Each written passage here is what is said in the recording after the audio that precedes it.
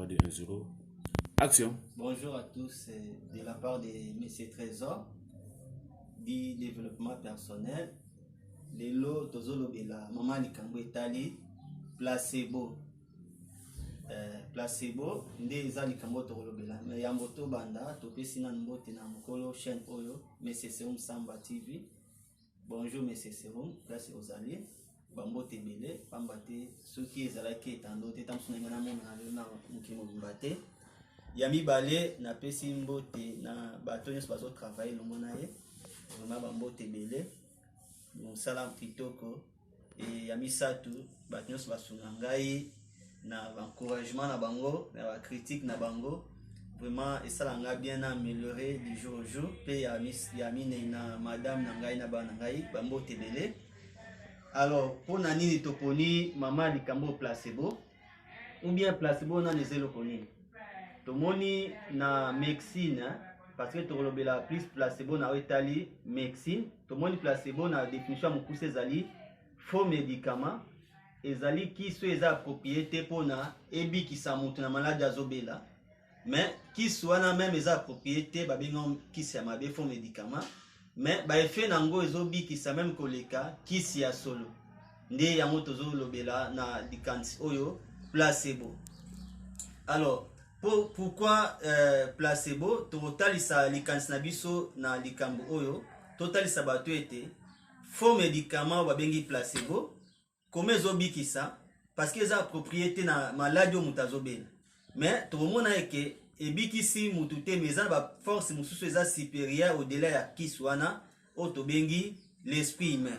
Esprit humain nde ezali le plus grand médicament parce que soki ezalaki réellement ke malade o mutu azobela bapesi faux médicament elingi ebikisa mutu wana te mais lokola ebikisi ye c'est-à-dire eloko ebikisi eza na faux médicament te ezali croyance o mutu andimi ete kisi wana ekobikisa ye mpe ebikisi ye c'est-à-dire esprit humain esprit ya mutu nde ezali le plus grand médicament. Alors médecine médecine lelo tokoni ye te parce que ezobikisa bato. Pourquoi ezobikisa bato? Parce que bato ebele lelo bazondima te balibere puissance na bango oyo esprit eza nango mpona maladi parce que esprit ya mutu eza toujours na puissance koleka même bamédicament bato basala. Alors comme bato ebele bazolinga koexploiter puissance wana te ya esprit humain parce que chaque pensée ezomodifie cellule ya mutu parce que bacellule na biso ebotamaka mpe ekufaka et ya kozala ozobela il y a des cellules de maladies. Mais lorsque vous pensez que moi je ne serai pas, je vais être guéri de cette maladie, vous libérer la puissance au ezali na esprit na yo des cellules ya bonne santé au monde que vous qui ça.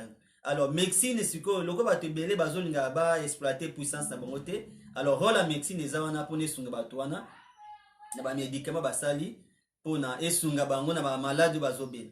Mais au-delà ya médecine, il y a une force dans l'esprit à mutu parce que l'esprit à mutu est toujours le plus grand médicament. Alors un placebo eza ebele le tout monde appelle la plupart des hôpitaux na biso des fois pe bazo tia ba placebo.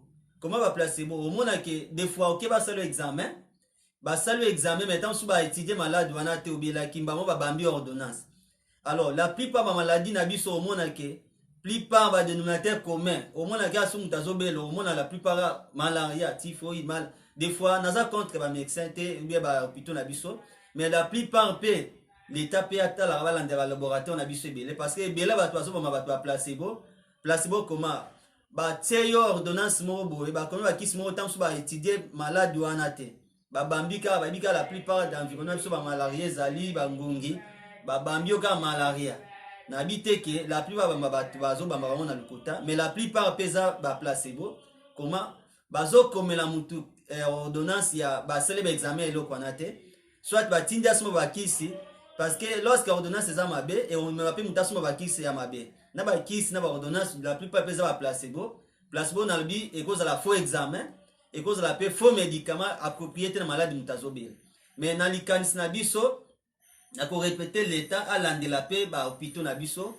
atsap na ba service mo spécialisé ba landel ba tap na ba laboratoire est-ce que ndé ba étudiant est-ce que zo sala ya solo parce que la plupart au moins na sala na ngote au yara examen ba examiner au moins na André sala te na suku ba bambio wa malaria ok bandeli sous typhoïde la plupart au balu comme on a parce que bazui peut-être mususu ba laboratoire ça la raté alors ngana za mieux place on a l'état il faut landela atala ba laboratoire wana mais na likanisi na ngana zolobela placebo comme faux médicament mais obikisa mutu au-delà même ya kisi normal. Comment ils obikisa parce que esprit ya mutu lorsque mutu andimi eloko wana kisi wana obikisa to mona ke esprit ya mutu lorsque ndimi likambu il y a des puissances que vous allez libérer pour nebikisa mutu. Donc moi je vous dirais la plupart ya makambozo le kanambo kanabiso na mikilebele batebele photo sunga bango même na placebo. Pourquoi to sunga na placebo? Au mona ke mutu comme batu balingi toujours bamona iloko moko boye la plupart mutu akozala boye azobela na docteur tant ça suka pe abine soko melima yana kobika. En vrai dire alingi ke activer foi ya mutu mai wana en vrai dire ça non mai normal mais activer mutu la plupart des médecins ba bikisa batebele na placebo. Pourquoi? Parce que lorsque l'esprit a mutu ndime loko il y a toujours une puissance et vous allez libérer. Et le bikisi mutu za na mai wana teza croyance mutu atie likola mai ndena lo bela sur l'effet placebo. Na médecine lorsque vous avez l'effet placebo on a toujours un faux médicament qui guérit la maladie et ça peut être un médicament une pilule de sucre et ça vraie pilule de main lorsque mutandimi qui pilule wana et ça et kobiki c'est la maladie on appelle bikisi même au-delà il y a kisi oh ezalaki approprié. Pourquoi? Parce que l'esprit humain c'est le plus grand médicament. Alors pour na la parallélisme na bato bazolandanga pour na kende na ozana pe mukuse na lobi boy médecine rôle nango esunga batu nyonso baboy kondima ba libérer puissance oyo ezin esprit na bango. Alors bato siko bazondima ete l'esprit humain le plus grand médicament bango pe bako utiliser ba puissance na bango oyo nzamba pesa bango parce que l'esprit humain lorsque ba pesa mutu ki seza propriété andimi ka robike biki si eza ki si mutu biki c'était mais la puissance parce que chaque pensée à mutu et modifier la cellule en zota mutu. Lorsque vous croyez que lorsque nazo mela mayo na robika cette fois-là, Maya n'est pas la propriété na malade zobela, mais la puissance ou émission na mutu na yo, il y a esprit na yo qui na robika et bikisio. Donc la plupart des médicaments mais ba hôpital na biso, des fois peu ba placebo. Ba sel ba ngo examen ba lobie pas docteur na zo bela boye.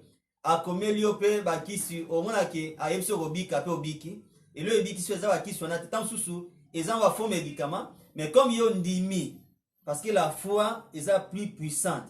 La foi est plus puissante que les médicaments même yamuke. Alors, il y a mis balé, toi l'esprit humain, c'est le plus grand médicament.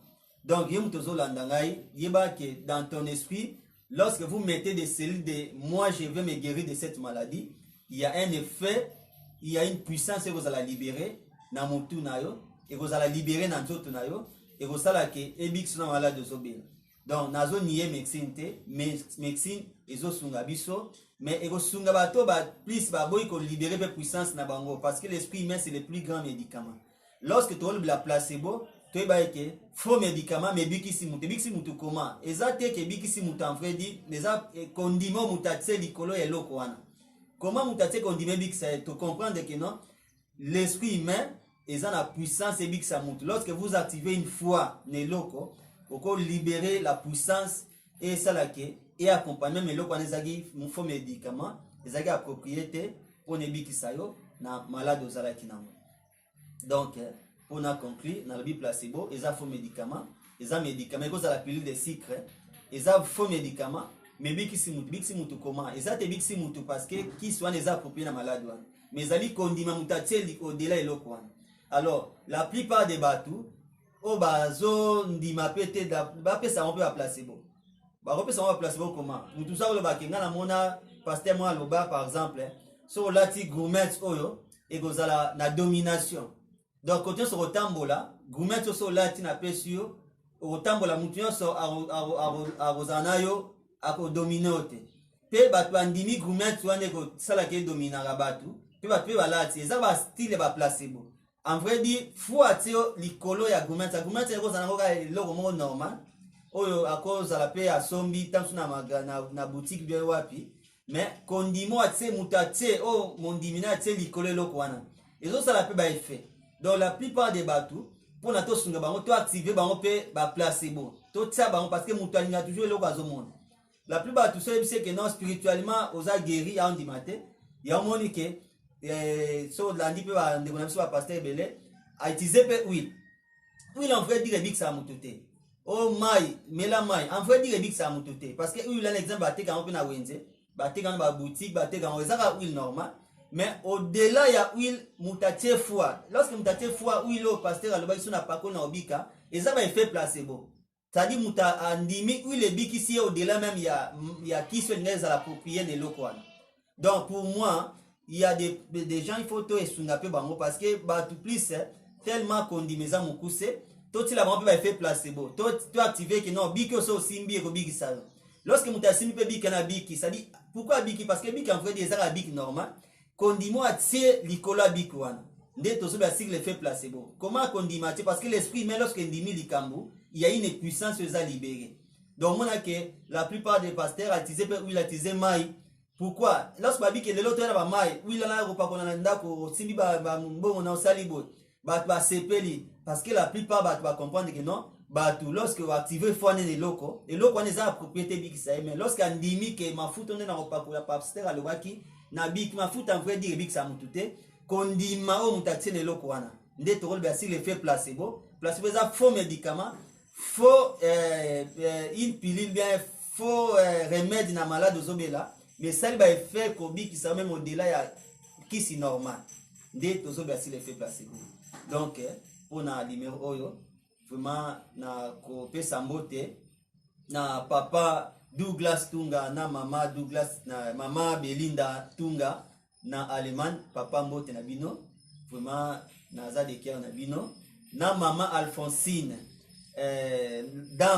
madame au Malo na France bisiko ozali maman bambo tebele tebi que confirmant toujours mais nzamba osunga biso rendez-vous na numéro mususu nzamba pambola.